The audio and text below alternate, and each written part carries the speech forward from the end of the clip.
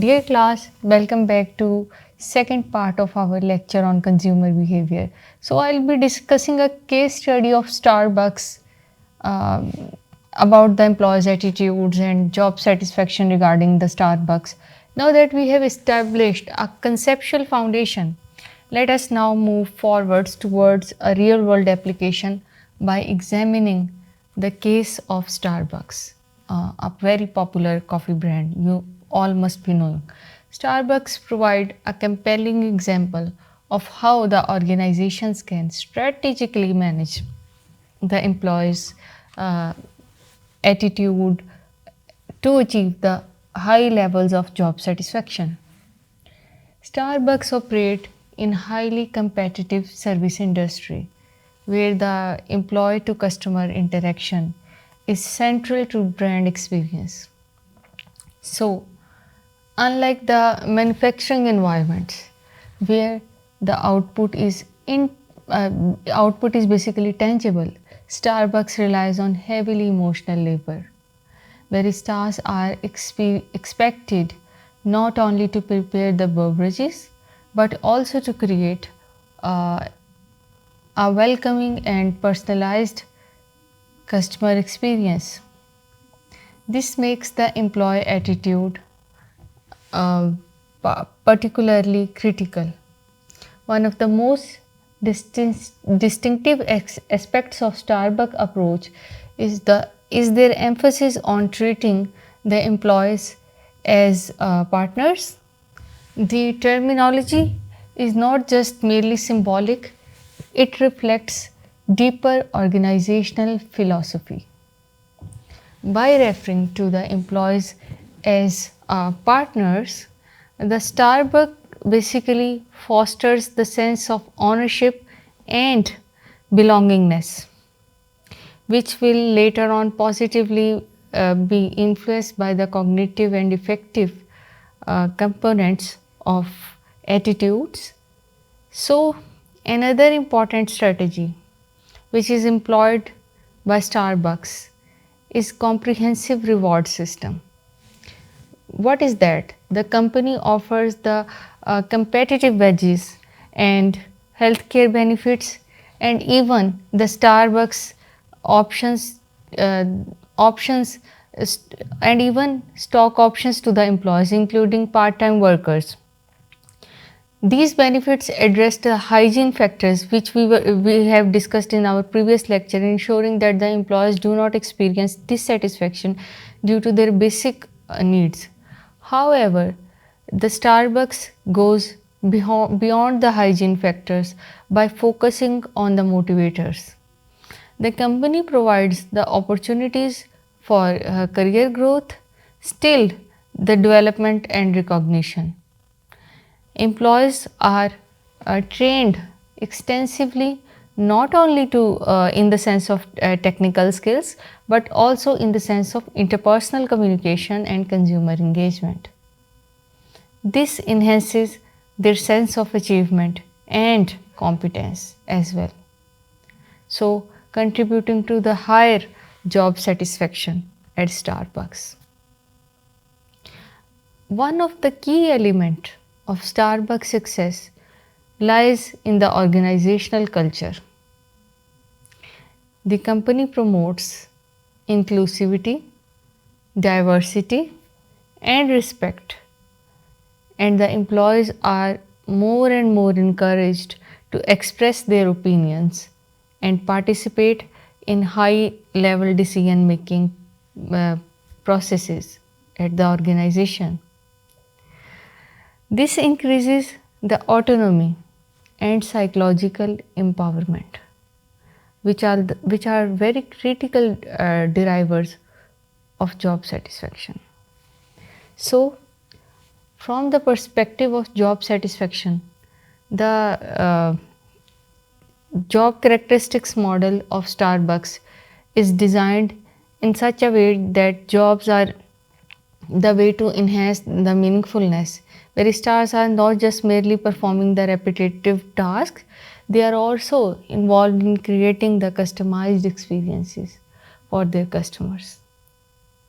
This increases the task's significance and identity, making the work more fulfilling. I will like to discuss here another interesting aspect is the role of leadership in reshaping the employee attitudes. The Starbucks managers are trained to adopt the sportive, coaching oriented leadership style.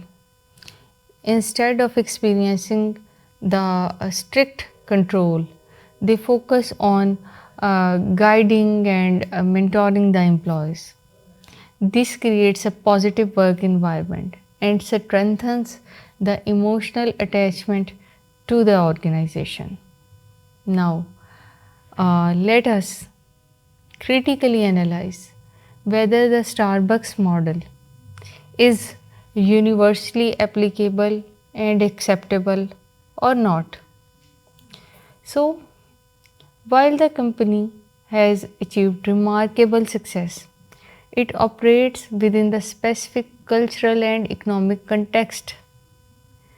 Replicating its model in different industries or regions may require adaptation. For instance, the level of investment in an employee benefits may not be feasible for smaller organizations. So, furthermore, despite its passive reputation, the Starbucks has also faced criticisms regarding workload pressure and employee burnout, particularly during the peak hours of the day. This highlights an important insight, which is job satisfaction. Job satisfaction is the dynamic and can fluctuate based on the situational factors. Let us now connect this case study with broader organizational strategies for achieving the job satisfaction. Organizations can enhance job satisfaction by redesigning the jobs and increase the autonomy and meaningfulness. What else they can do is that they can implement fair and transparent reward system to address the employees' expectations. They can also foster positive organizational culture that emphasizes trust, respect, and inclusivity. Another critical approach to the effective communication is that the employees who will feel well informed and heard are more likely to develop the positive attitudes. Regular feedback mechanisms such as performance appraisals and employee surveys can surely help the organizations to identify the areas for improvement. So, another aspect can be the aspect of training and development. Training and development can also play a significant role. While the employees perceive that the organization is investing in their growth, they are more likely to feel valued and they are more likely to be satisfied. This aligns with the concept of psychological contract, where the employees expect mutual commitment from the organization, and in addition, the work-life balance has also become increasingly important factor in the job satisfaction. Another thing that I want to discuss here is the factor of flexible work arrangements.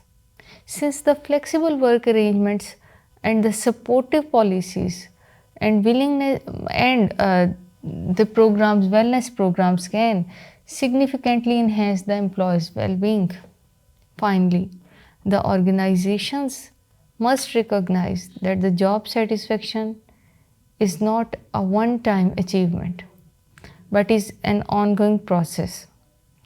Continuous monitoring and adaptations are obviously very essential to sustain positive employee attitudes.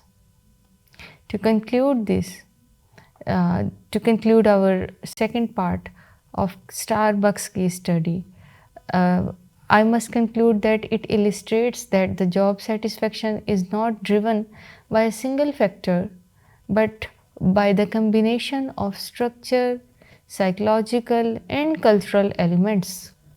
Organizations that adopt a holistic and strategic approach to managing the employee attitudes are obviously more likely to achieve, maintain, and sustain long term organizational success. That was all for our today's lecture. We will be back in our next lecture with a separate agenda. Till then, take good care of yourself and Allah Hafiz.